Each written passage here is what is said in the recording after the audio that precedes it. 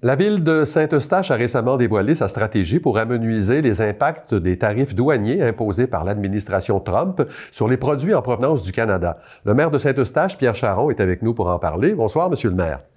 Bonsoir. Bon, vous dites qu'il est nécessaire de bien anticiper les choses. Alors, quels sont les premiers gestes qu'on doit poser ou que votre administration là, a déjà posé dans la situation qu'on connaît?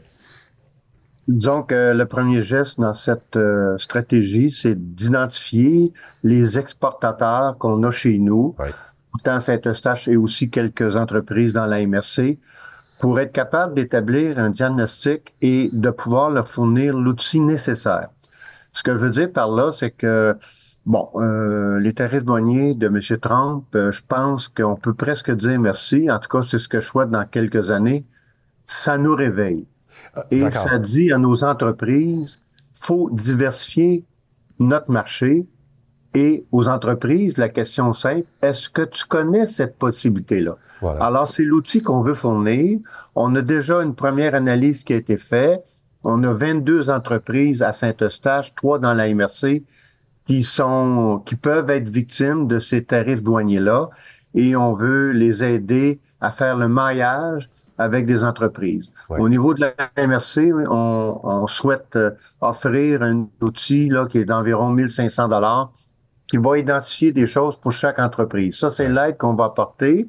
Par la suite, une entreprise peut décider elle-même de faire une analyse plus poussée pour vraiment savoir où les entreprises dans le monde, qui parler, etc. Donc ça, on va être capable, en tout cas, de fournir toutes ces choses-là et de se prendre en main. Je pense que c'est la situation l'exige. Puis même si dans le futur, ça se replace avec les États-Unis, ces entreprises-là ne seront pas victimes d'une autre situation et ils seront probablement plus fortes avec un marché diversifié, plus indépendant et puis plus fonctionnel. Ça, parce que chez nous, l'idée, c'est de 1500 emplois qui est en enjeu.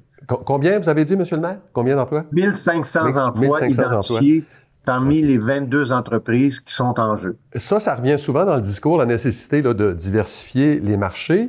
On sait que ça se fait pas en claquant des doigts. Est-ce que les entreprises d'ici vont être capables de résister longtemps? Est-ce qu'on va leur fournir un support là, pour résister, là? Ben, en fait, ce qu'on sait, c'est qu'il y a possibilité avec Investissement Québec, avec la Caisse de dépôt, d'avoir un appui financier. Mais pour la plupart, je pense pour l'instant, ils sont capables de faire un bout de chemin. C'est l'avenir qu'il faut préparer. Et tu sais, c'est le principe, là.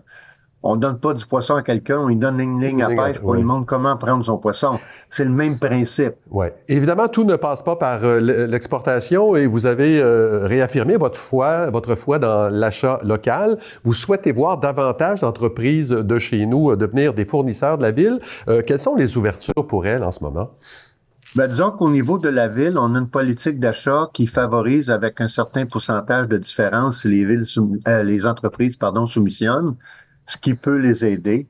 Ce qu'on a mis en place, notre site web de la ville avec ID Saint-Eustache, c'est chers citoyens, connaissez-vous les produits locaux vraiment?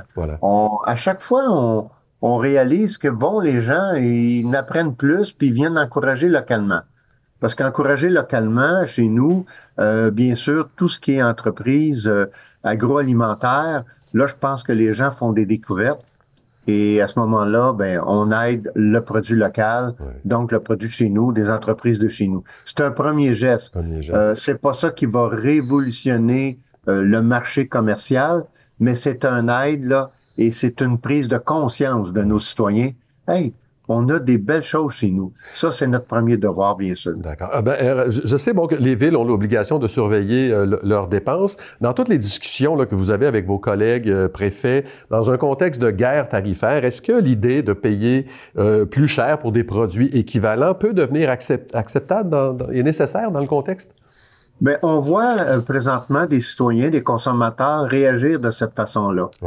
Parce je pense qu'ils prennent conscience que même s'ils paieraient un petit 10% plus cher, ils aident le local, ils aident ce qu'il y a autour. Donc, il y a un retour, il y a un effet bénéfique et c'est bon de prendre cette conscience-là.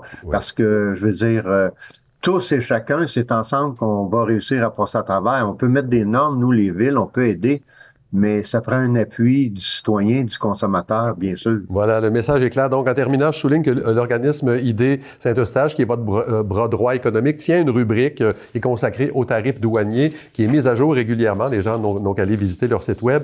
Pierre Charron, merci beaucoup d'avoir été avec nous ce soir. Ben, ça m'a fait plaisir. Au revoir. Au revoir.